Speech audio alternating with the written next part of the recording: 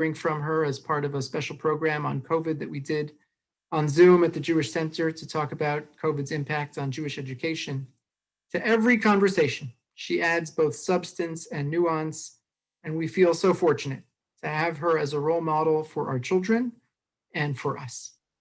Dr. Schwartz is going to speak for about 45 minutes, and then we'll leave a little time for questions, which can be submitted at any time in the chat. Everyone is muted, but the chat is open for that purpose. After the program concludes, for those who are interested, you're more than invited to remain in the Zoom for facilitated small group processing sessions in breakout rooms. Ora will provide all the details before we break out. It's a pleasure now to turn things over to our Martha Sonneschine Memorial Scholar, Dr. Rivka Schwartz. Good evening. Thank you so much, Rabbi Levine, and thank you, Virginia and Ora, for organizing this evening's program. I want to start by talking a little bit about what I want to do tonight, what I hope to do tonight. This is one program in a series of programs the Jewish Center is doing this year to address questions and issues of race in the Orthodox community. And what I'd like to talk about tonight are some of the barriers to entry to that conversation.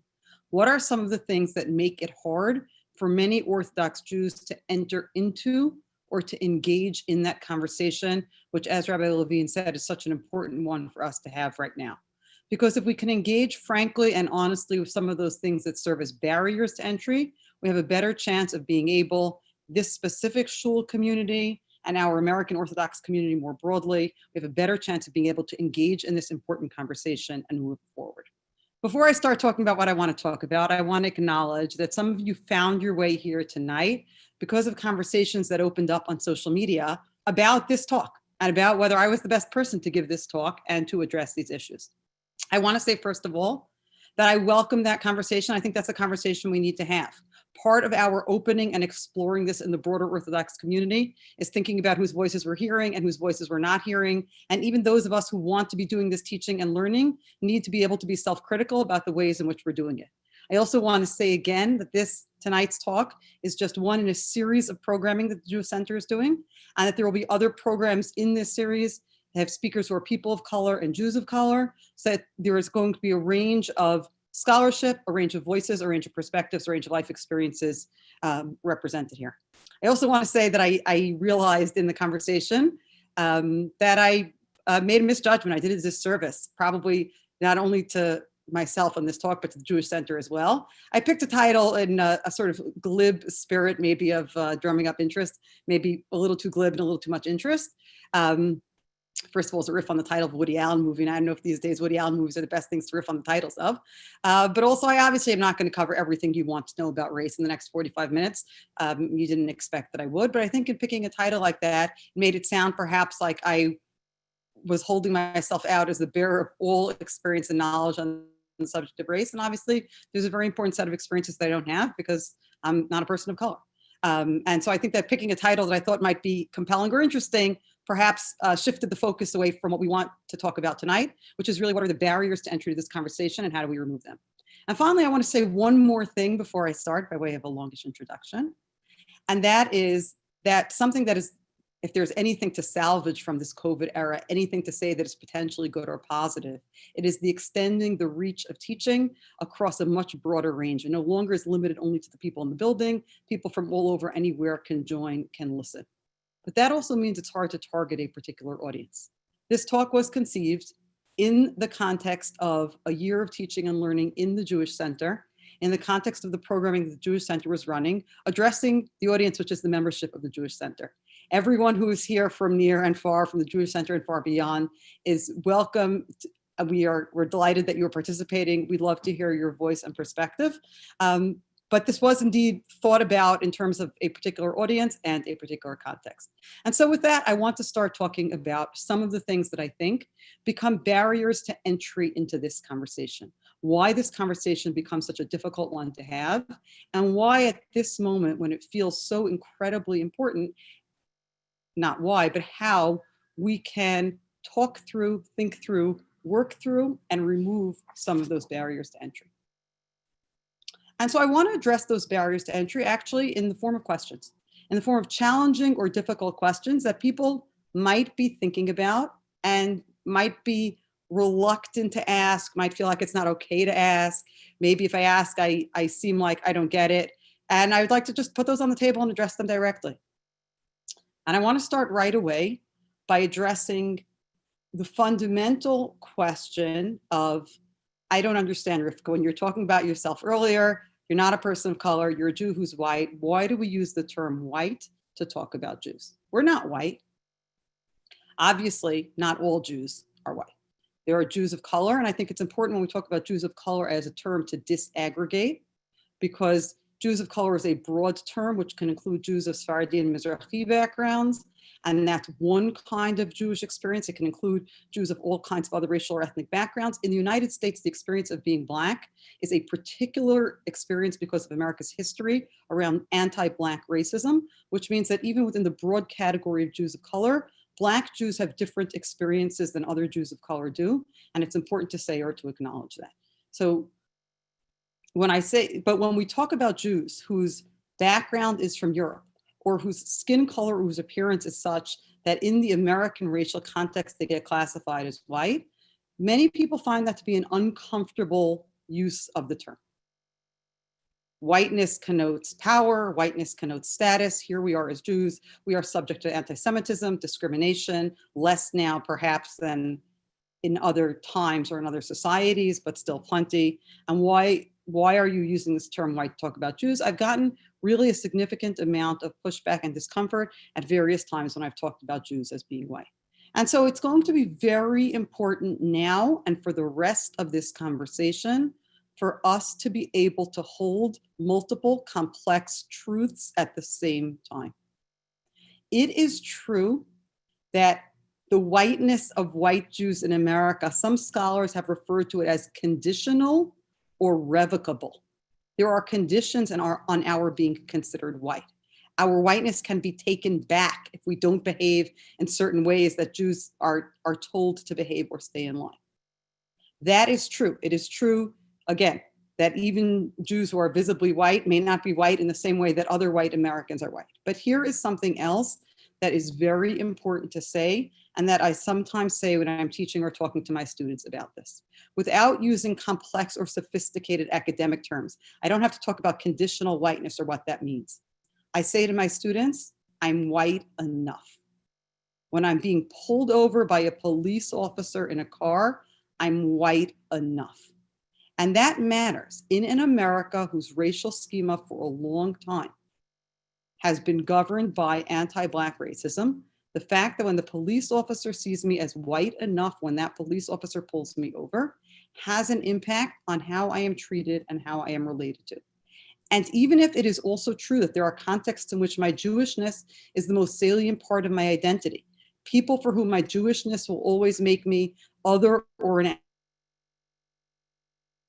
even in the incredibly hospitable or welcoming American context, nevertheless, it is really important for me to be able to realize and acknowledge that when American society was stamping stamps on people's foreheads and saying, you go into this category or you go into that category, when my grandfather got off the boat from Poland with no knowledge of anything about how this country works, somebody stamped a stamp on his forehead and they said, you are in a category called white or at least white enough.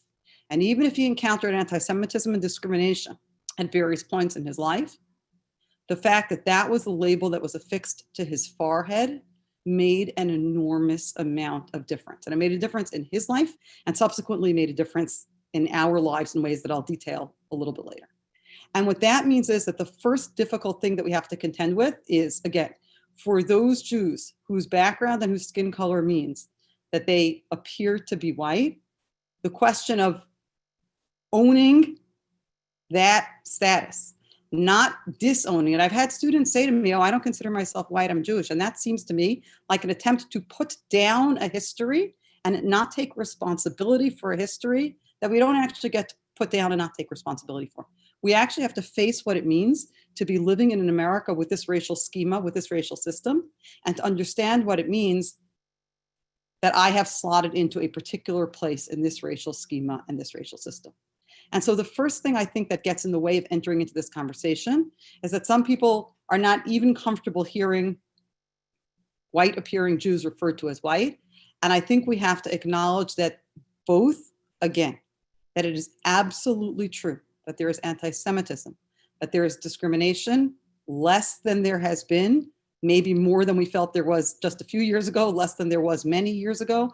And that can be true. And at the same time, it can be true that in an American society that hands out an enormous amount of advantage and disadvantage based on skin color, that white appearing Jews, conditionally white Jews, revocably white Jews are white enough.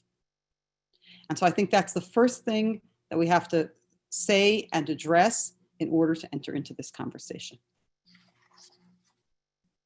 Which gets me right to the next thing that we have to say or address or into this conversation. Perhaps you are somebody listening to me. You are a Jew of whatever background, you are white enough, and you have struggled, if not with the idea of the label of white, but you've been very uncomfortable when people talk about white privilege. I have to tell you, that's a term that's so loaded and so hard for some people for especially members of our community to think about or get past, that I've largely stopped using the term in my teaching over the past few years. I talk around it, I circumlocute. I use other words, I use other terms to convey the same meaning because that word elicits such strong reactions. But if we're saying tonight that the things that we're afraid to ask or we're afraid to talk about, we have to face and we have to talk about, then let's start with that.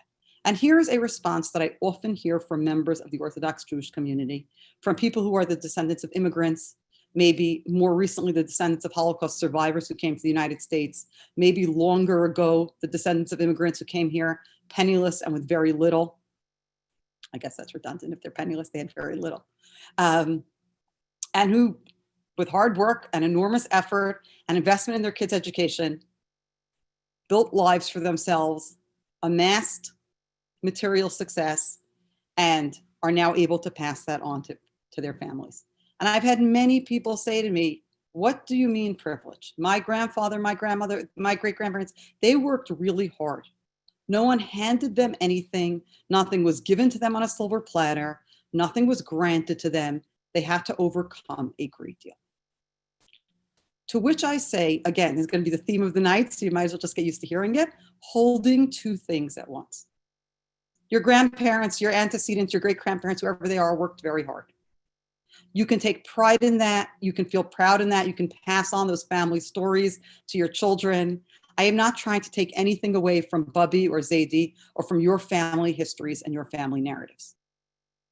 But it is important to realize that there were a lot of people in American history who worked hard, and some people's hard work was supported and leveraged and helped to turn into success, and other people's hard work again and again was taken away from them.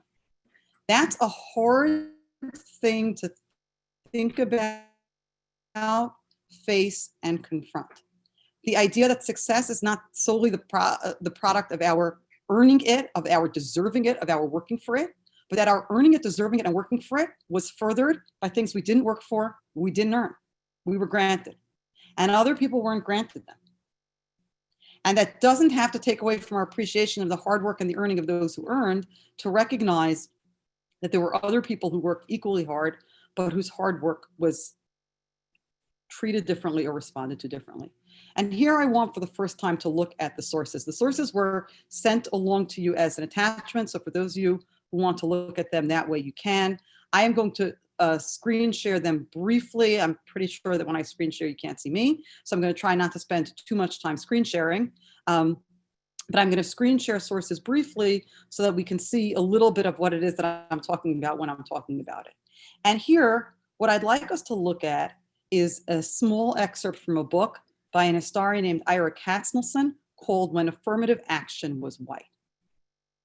And what he's talking about here is times in American history, pretty much all of American history, when unearned advantage has been handed out to people by virtue of their whiteness. And he's making the point that when the term affirmative action gets brought up in the American history and politics discourse, it is generally used to refer to some kind of advantage conferred upon minorities, women or people of color.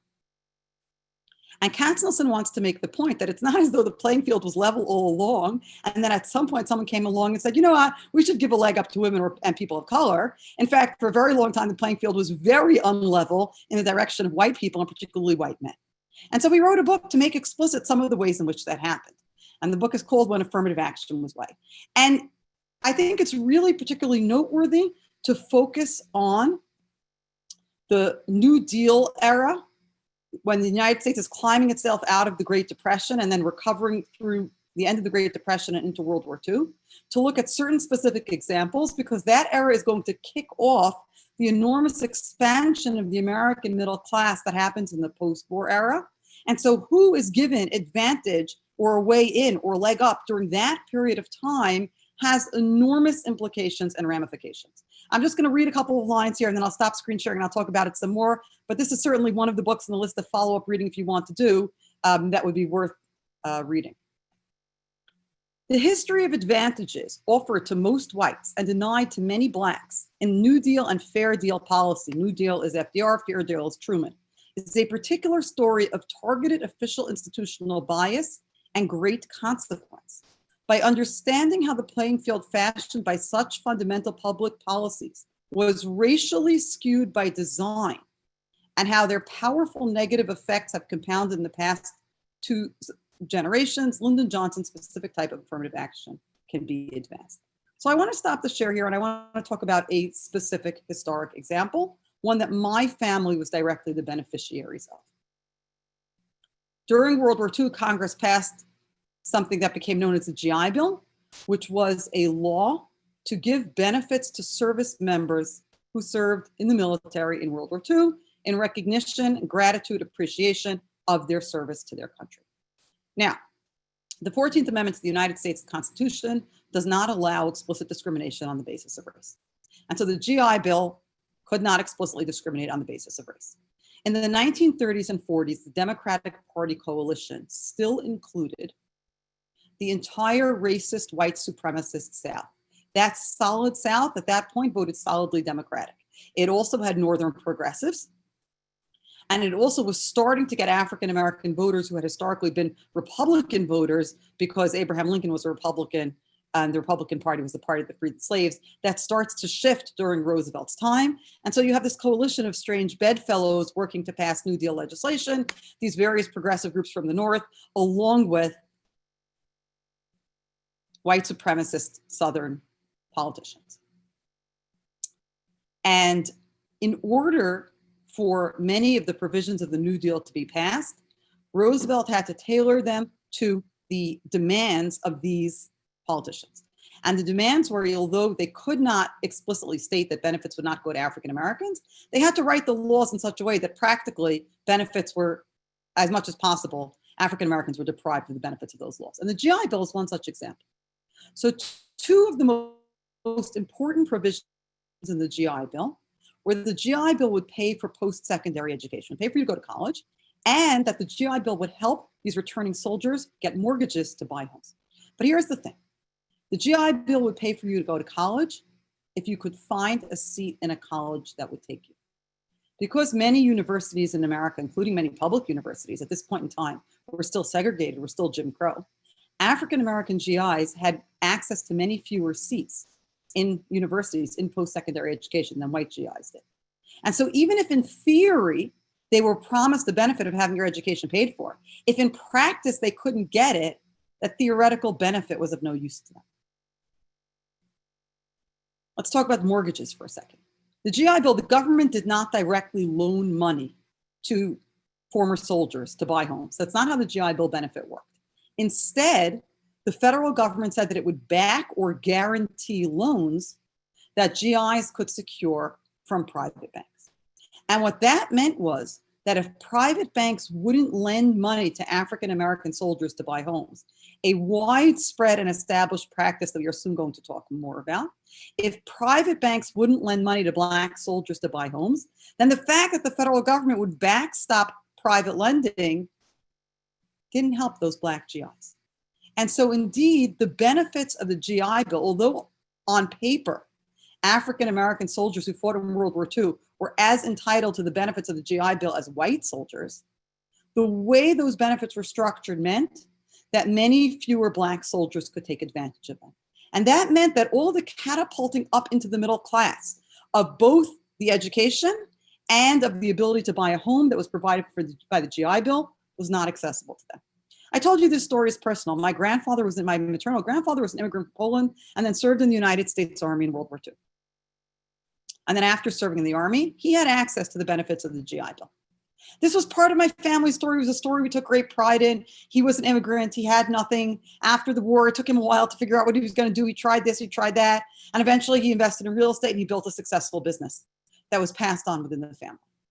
It was only when I was in graduate school, it was only when I was an adult that I realized that that story, moving as it is, was predicated on the fact that when he came here, when he landed here, when he literally got off a literal boat from Poland, somebody said, we have a sorting system here, and in this sorting system, we are going to call you. And so again, I want to return and say that I don't understand why anyone's saying that we have privilege. I don't understand why anyone's saying we were given advantages. We came here with nothing and we have to work. I think it's really important to say that we can honor the work and honor what our ancestors built, and also realize that as many struggles as they faced when they came here, people's lives were different, people's entire futures were different if they were classed in this racial classification or that racial classification, because in the United States of America, that made an enormous difference. And that leads me to something further that I want to say. Something else that I think gets in the way of many Orthodox Jews thinking we're talking about race is that for many of us, that American dream was real.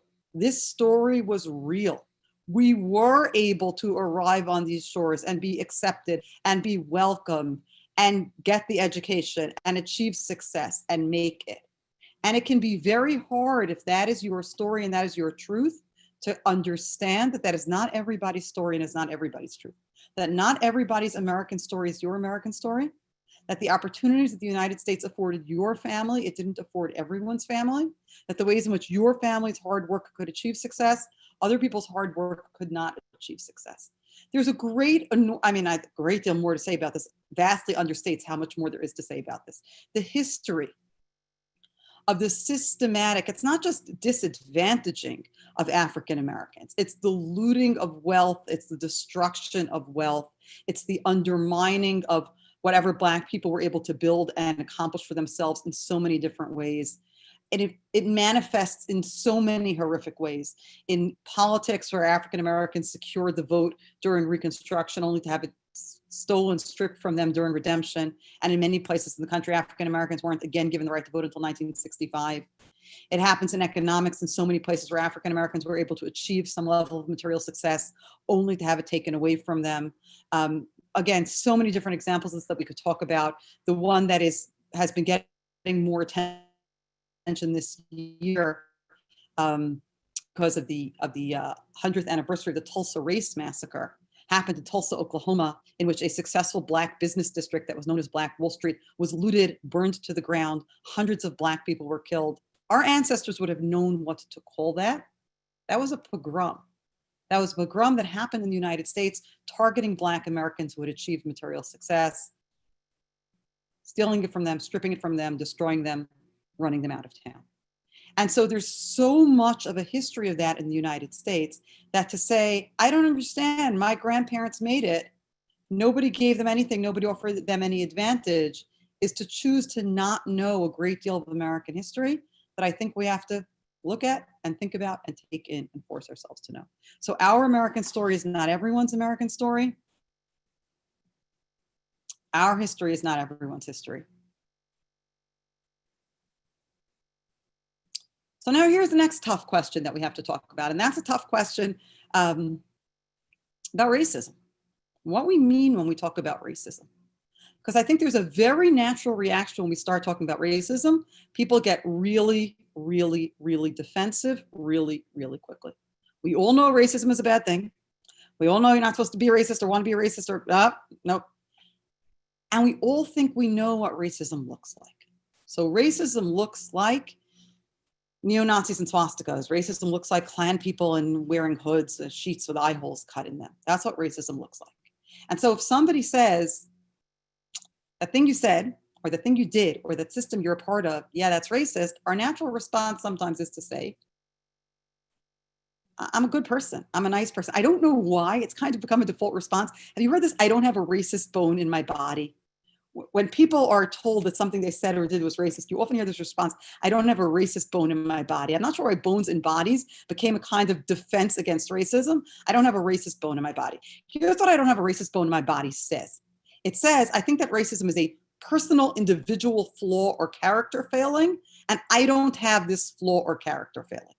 I'm not a mean person. I'm not a bad person. I'm not a hater.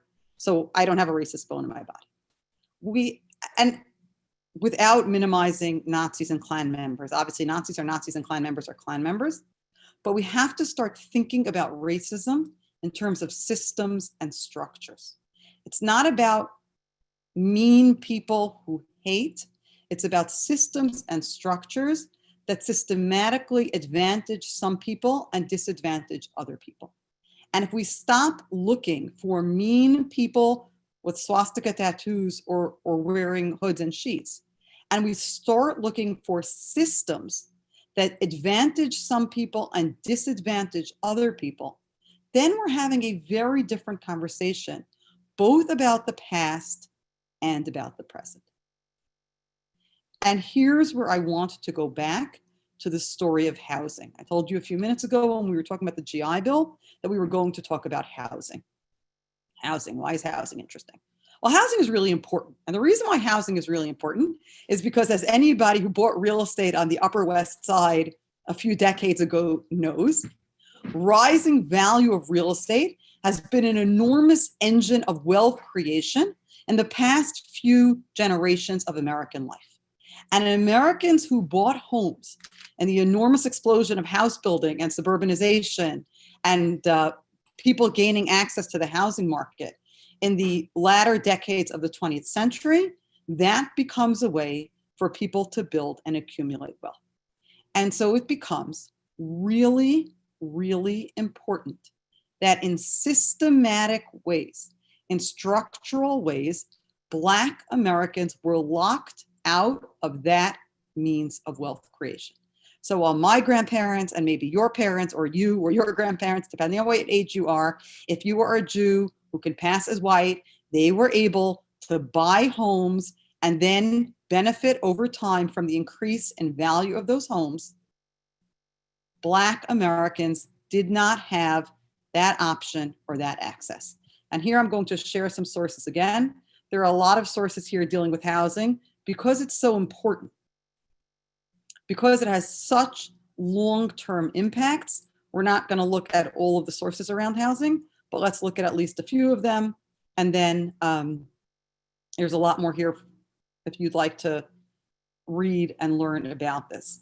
Over the years of my own reading and learning about this, I've accumulated a collection of books because I have the book that describes how racism and segregation in housing function to deprive people of wealth in San Francisco. And I have two books about that about Baltimore. And I have one book about that about Detroit. And I have one book about that about Atlanta. And at a certain point, you're like, okay, I don't think I need to read a book about every single city in America to accept that this was happening in every single city in America. But then anyway, Richard Rothstein wrote an outstanding book called The Color of Law, in which he tries to give the big picture covering all of America. So you can skip the two books about Baltimore, the one book about Detroit, the book about San Francisco and everything else, and look at Rothstein.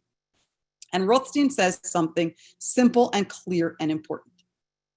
We can tell ourselves stories about how neighborhoods were segregated because people wanted to live together with people like them, or maybe even tell a more honest story about white flight, that when Black people started to move into a neighborhood, white people left.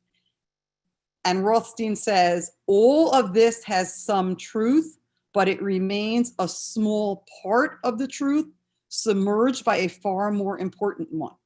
Until the last quarter of the 20th century, racially explicit policies of federal, state, and local governments defined where whites and African Americans should live.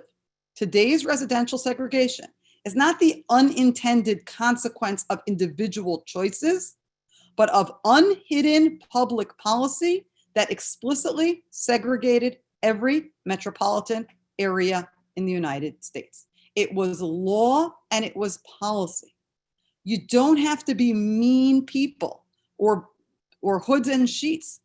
If you are implementing policies that confine Black people to certain neighborhoods, that deprive them of access to mortgage loans, and that therefore deprive them of access to the engine of wealth creation that was the housing market. I'll just show you very quickly the next source, Crabgrass Frontier. This is one of the early histories of suburbanization in the United States. I'm actually going to stop sharing for a second because I want to tell you something.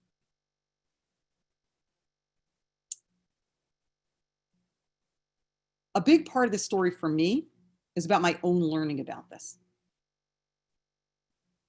I know more now about this than I did 10 years ago, and I knew more about this 10 years ago than I did 10 years before that. So that's about me, I guess, but it's also about the United States of America choosing to forget, choosing to memory hole certain parts of its history. It may not be lovely to tell a story of housing segregation that happened because white people chose to flee when Black people move in, but it's a more comfortable story than government was actively segregating neighborhoods and communities and cities in the United States up until the 1970s. And all around us, we are still living with the legacies and impacts of that. And so stories got erased, they got memory hole, they got dropped down and when people write about this now, we are very surprised by it. So when I read Rothstein's book in 2017, I was very surprised by it. So I did what they trained me to do in graduate school. I flipped to the back and I look at the footnotes. And I see in the footnotes that he cites that work by Kenneth Jackson, Crabgrass Frontier. Now here's the fascinating thing. I read Crabgrass Frontier in graduate school. I own it. So I go and I pull it off the shelf and I flip to the pages he cites. And sure enough, this book that I had read almost 20 years before and that I own was referring to some of these things that I was then so surprised to learn about. What's that about? That's about me as a white American being part of this system of choosing what we don't know, of choosing what we forget, of choosing what we don't pay attention to because it's uncomfortable to look at or think about or confront. And part of the corrective of that is forcing us to learn the things we don't want to know. So here's some of that history, okay? The government divided neighborhoods into first, second, third, and fourth class neighborhoods with corresponding code letters of A, B, C, and D, and colors of green, blue, yellow, and red. In order to be a grade A neighborhood, you have to be new, homogeneous, and in demand as residential locations. Homogeneous meant American business and professional men. Jewish neighborhoods, or even those with an infiltration of Jews, at a maximum would be rated B because you couldn't really be a super desirable American neighborhood if you were full of Jews. You know how those people are. Okay? Third grade yellow or C neighborhoods were usually defined as definitely declining. Fourth grade red neighborhoods were bad neighborhoods in which the government would not, the homeowners loan corporation would not support mortgages in those neighborhoods. That's where the term redlining comes from. They made actual red lines on maps, okay? And they said, this is D quality, this is red, we're not lending here.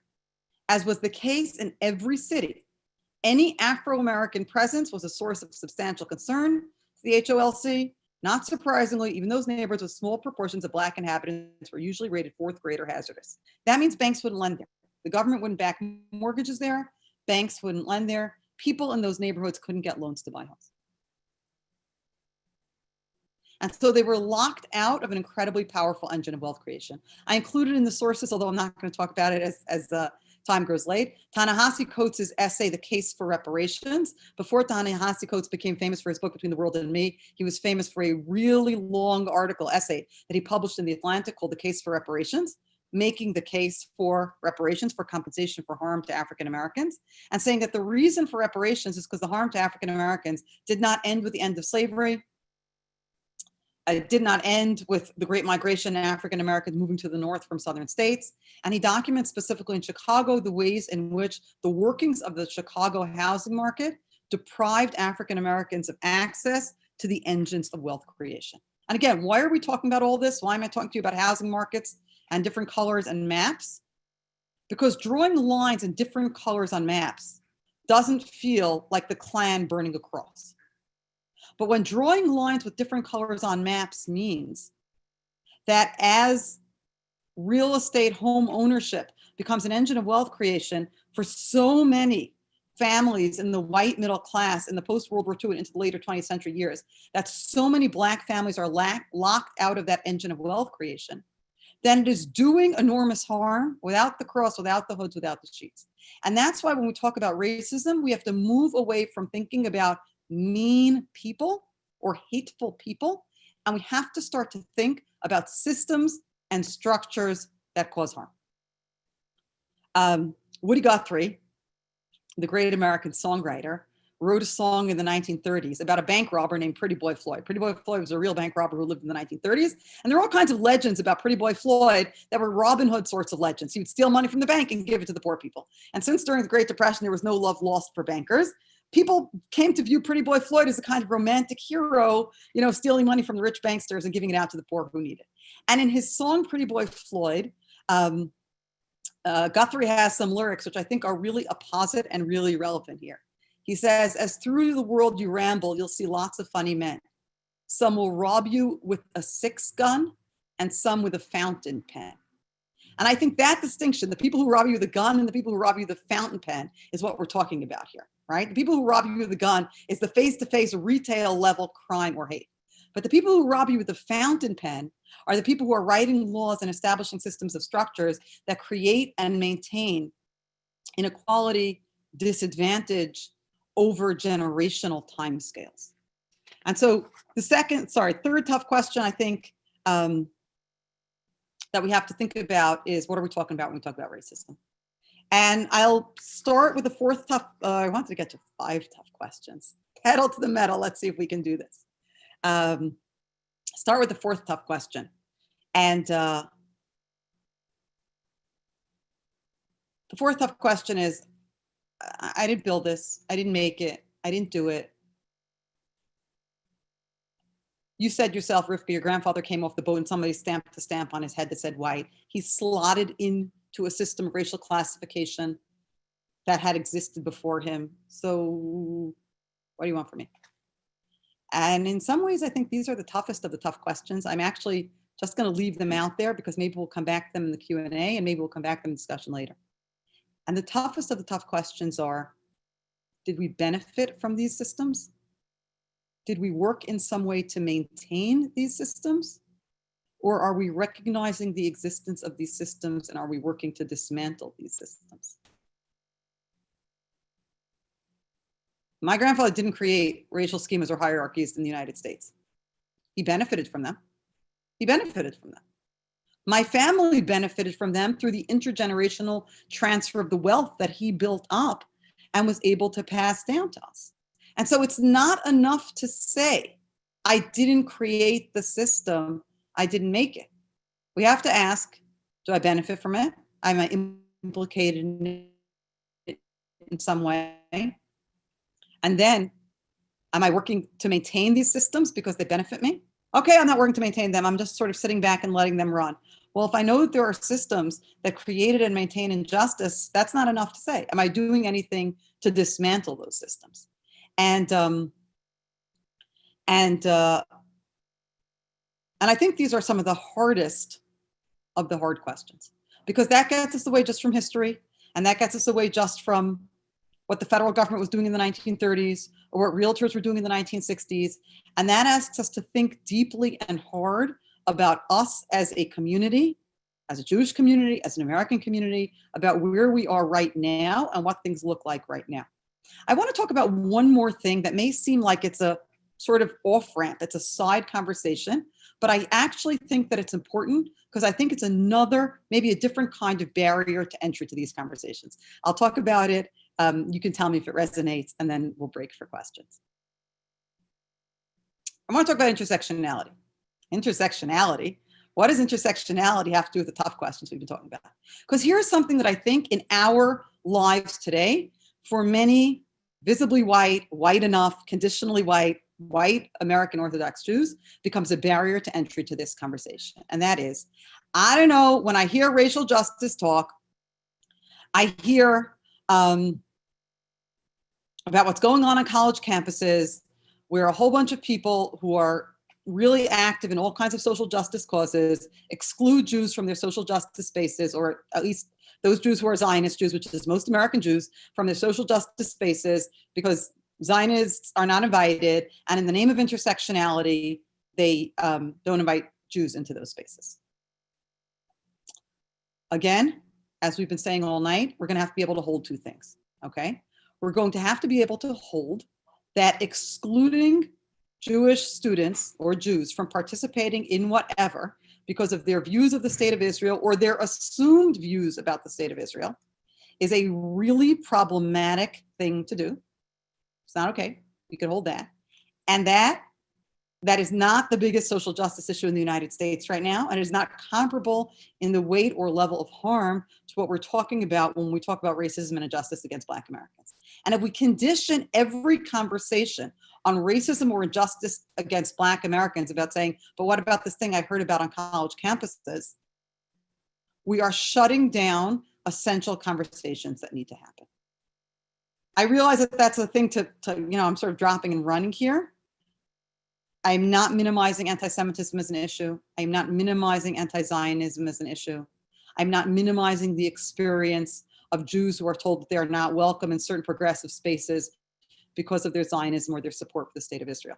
But if every time a conversation gets opened up about racial justice, we say, well, I've heard that in some of those spaces, Jews or Zionists are excluded. If we turn every conversation around to center Jewish selves and Jewish concerns and not be able to hear about Black Americans' lives and concerns, we're not having the conversation that we need to be having right now.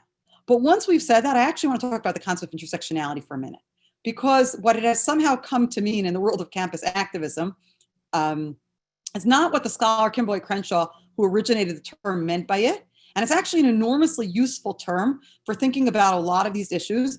And I'll say particularly in this context for thinking about the experience of Black Orthodox Jews, and so Jews of color and Black Orthodox Jews in particular. And so I want to just spend a couple of minutes talking about what intersectionality actually meant before it came to mean that the Zionist kids aren't invited to the gay rights parade if they are avowedly Zionist. I put a little excerpt from Crenshaw in the source material.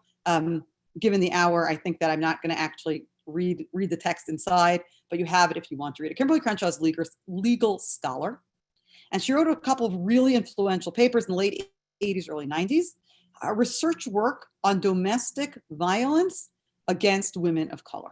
And what she was looking at was the reality that when people think about domestic violence, they think about obviously violence committed, well, I shouldn't say that. When people think about domestic violence, in the main, they think about violence committed against women. There's obviously domestic violence committed against men, but in the main, they think about violence committed against women. And when people talk about communities of color and the criminal justice system, they talk about relationships of communities of color, again, particularly Black American communities, and the criminal justice system. And the reasons why those communities might be mistrustful of the criminal justice system, have bad experiences with the criminal justice system. And Crenshaw says, what happens when those two things intersect?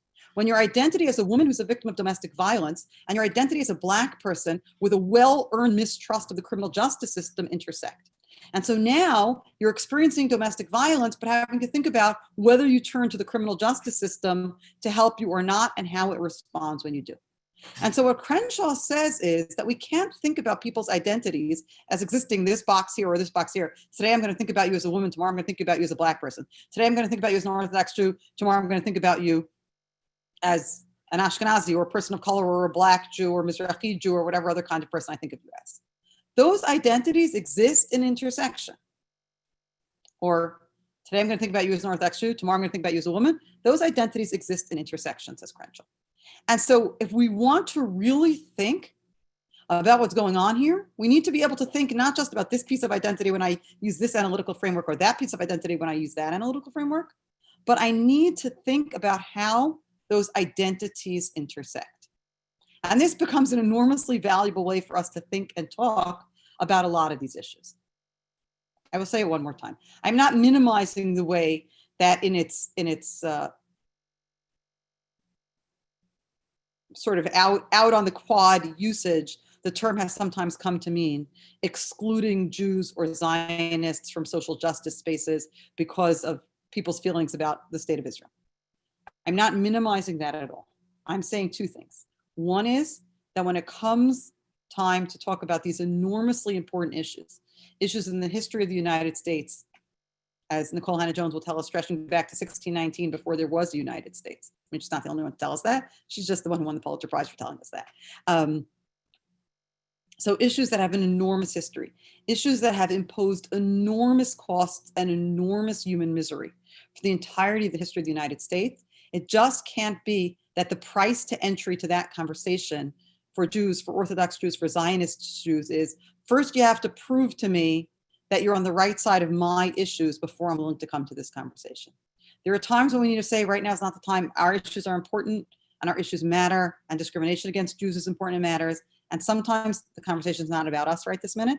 And sometimes we got to be ready to park that and enter into the conversation, hearing from Black Americans about their experiences and their concerns and what's going on now, and be willing to enter into that conversation without right away saying, first, I got to make sure you're right with me. I heard about this thing about intersectionality on campus. I'm concerned with it. And oh, by the way, if we park all that, we can actually think about intersectionality the way Crenshaw meant it, which is a really valuable term and idea. So I hope that in talking a little bit tonight about why white enough Jews are uncomfortable talking about whiteness, why it's hard for us to think about what privilege or advantage may have accrued to us in terms of our whiteness, why it's hard for us to think about racism as nice people with well, nice, but smiling people with fountain pens rather than people burning crosses. Why it's hard for us to think about taking some kind of responsibility for systems that we didn't build or create, and thinking about what role we have in maintaining them or benefiting from them. And why it can be hard for us to think about these issues in a contemporary context in which these issues are sometimes brought up together with other issues that implicate us as Jews or make us nervous as Jews, and can be barriers for entry to these conversations. But if we think about these hard questions, if we think about some of the answers, if we commit ourselves to saying that these are things that as a Jewish community, as an Orthodox community, we have to learn about and we have to start to address. We have to start to address them internally as a community. When it comes to the treatment of Jews of color and Black Jews in our community, we need to address them as American citizens. When it comes as Americans to thinking about and relating to the community of Black Americans outside of our Orthodox or Jewish community. And I hope that by facing, confronting, thinking through some of these questions, with further material for readings for those of you who'd like to go on to read more, with the opportunity to have further conversation tonight, and crucially with the opportunity to not stop by addressing these initial questions and I hope lowering these initial barriers to entry, but by continuing over the course of this year, learning with the Jewish Center and other places as well, that we as a community will get ourselves past some of these things that get in the way and open up and start to engage in this really, really important set of conversations, and then learning, and then action. Thank you. And now I'm going to start to look at lots of questions here.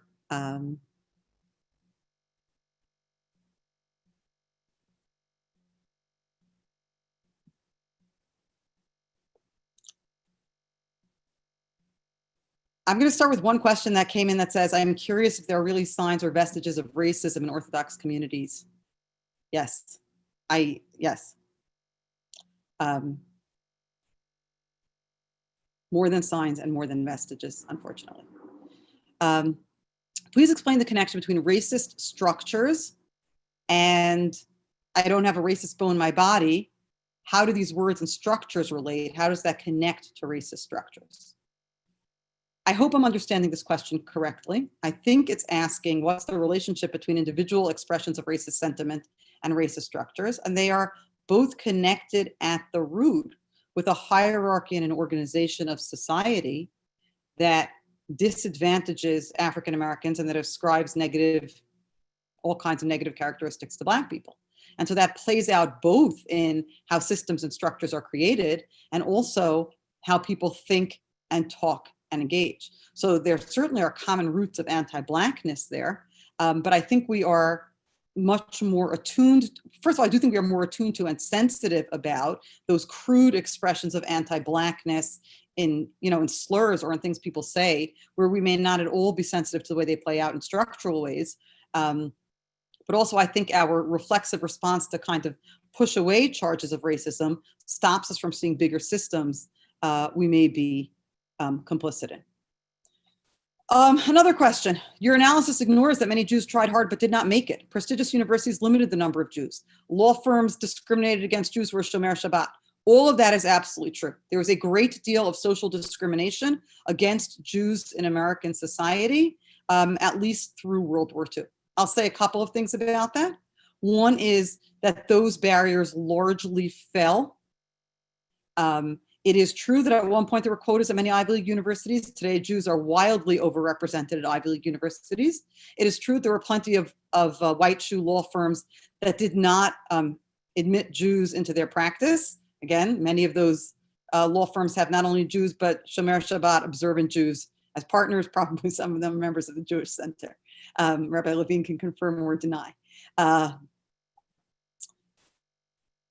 It's true. And in fact, one of the phenomena I see, fascinating phenomenon that I see in high school education is that in many cases where previous generations went to public universities or might, because they might not have had access to elite institutions of higher learning, for parents and kids today, it certainly is a sign of having made it or having arrived that if the last generation couldn't go to an elite university, elite private university, that this generation does go to an elite private university. And so there is a series of climbing up the ladder. And again, I want to say, I'm not at all saying that Jews in America did not experience social discrimination in all the ways we've talked about in anti-Semitism. There is a difference between a quota on the number of Jews who can go to Dartmouth and Jim Crow.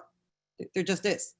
There is a difference between you might not be able to get a job in some elite law firms, and you might have to found your own law firms, which then go on to become elite, or you might have to found Goldman Sachs because you're not invited into other investment banks, and the kind of depredations that were visited on Black Americans. And I think we can hold both of those things. I probably have another minute and a half for questions. There are two more that I want to jump to quickly. Or if you think there's anything obvious that I'm missing that I should be addressing, please let me know. One, is the Orthodox community more resistant to entering into this conversation than other Jewish communities? I will say two truths at the same time because that's the theme of the night. One is I do think that it is. I think there are a variety of reasons in which the Orthodox Jewish community is different than other communities in this regard, for all kinds of reasons that we could think about and analyze. The other, however, which I think is important, is I'm talking to us because I'm talking to us. I'm talking to our community because I'm talking to our community. There's a great deal to say, and goodness knows that plenty of African-American leaders have said it, about white liberals who profess lots and lots of racially enlightened views until it comes to their neighborhood and their school, their kids' school. And then they want the zoning lines drawn so that children of color are in a different school district. Nicole Hannah-Jones, who I mentioned earlier, who's a reporter for the New York Times, who won a Pulitzer Prize for her work on the 1619 Project. Before that, won a MacArthur Genius Grant for her work for the New York Times, writing about segregation in public schools today, including in New York City public schools. New York City has enormously segregated public schools, which were like Brown versus Board of Education, 1954. New York City has segregated public schools. And it has segregated public schools because of housing segregation. And it also has segregated public schools because right now, parents who I'm sure think that they're very liberal and hold very enlightened views on race, go to community board meetings and fight against redrawing school district lines if they are going to move significant populations of lower income kids who are also more likely to be kids of color into their better off and statistically more likely to be whiter school district. And so I think it's both important to say that I do think that the Orthodox Jewish community struggles with this more than other broader, let's say, Jewish communities, and also that there is, in general, a very big gap between the talk people talk and the walk people walk. And then the last thing that I want to address is a question about pushing me on intersectionality, and I appreciate this very much, okay? Saying that I appreciate the explanation of intersectionality, but being asked to park those concerns feels tantamount to welcoming sorry, that just skipped for a second, to welcoming bodily harm to me and my loved ones. I don't think I'm as likely to be harmed as a Black person in America, but I do think there is some chance, and I have a terribly difficult time letting that go. I appreciate that. I acknowledge that. I feel the presence of anti-Semitism, of physical anti-Semitism, of attacks on Jews as a threat in my life now in a way that I did not in the entirety of my life growing up in New York City. That is just the truth, that in the past few years, I feel that we all feel that, right? Much more present. My school has gone from, no guards to one guard to multiple guards, armed guards, locked gates. We all know the escalating cost of security in our schools, in our schools, in our institutions. That is all true. Having said that,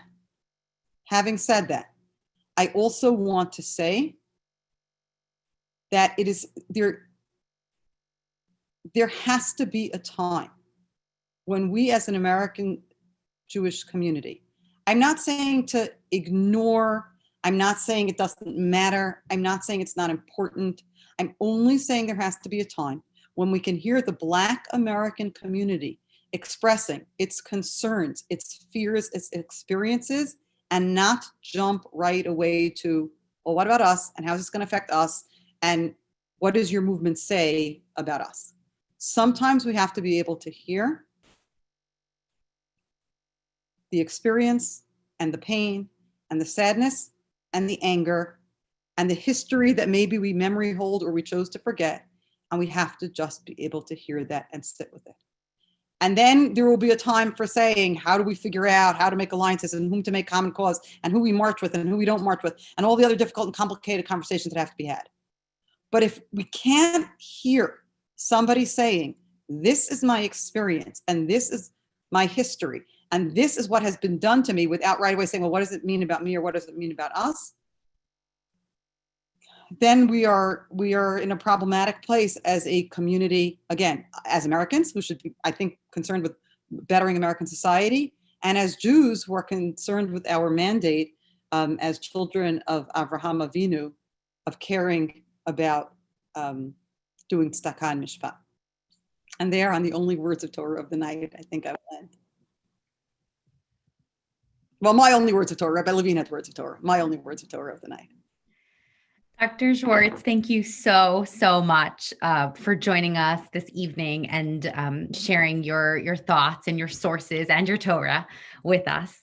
Really, thank you for being here. I'm Ora Weibach. I'm the Jewish Center Community Educator. And I wanted to take this opportunity to invite all of you to attend our next Yoval event. It is called Race and Racism, the Dialogue at Jewish Day Schools. It is going to be featuring history department chairs from New York area Jewish high schools, from Ramaz, from Heschel, and from Frisch, and it will be moderated by Rabbi Toli Harkstark, the principal of SAR. It promises to be a fascinating dialogue. The link to register has already been shared in the chat, and also will be sent along with the follow-up email, which has opportunity for you to provide detailed feedback, and also will contain links for the follow-up reading and the source sheet that Dr. Schwartz shared with us this evening. We are going to, in a moment, conclude the first part of our program.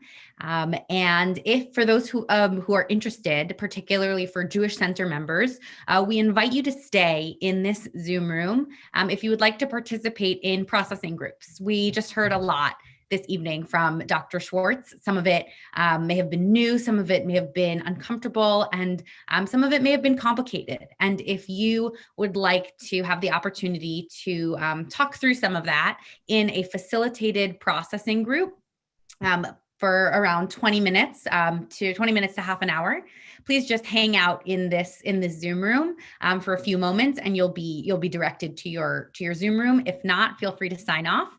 And it's been really great learning with all of you. And thank you so much again to Dr. Schwartz for being here with us this evening.